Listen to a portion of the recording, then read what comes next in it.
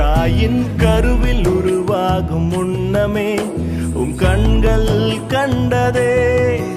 என் எலும்புகள் உருவாகும் முன்னமே பெயர் சொல்லி அழைத்தீரே.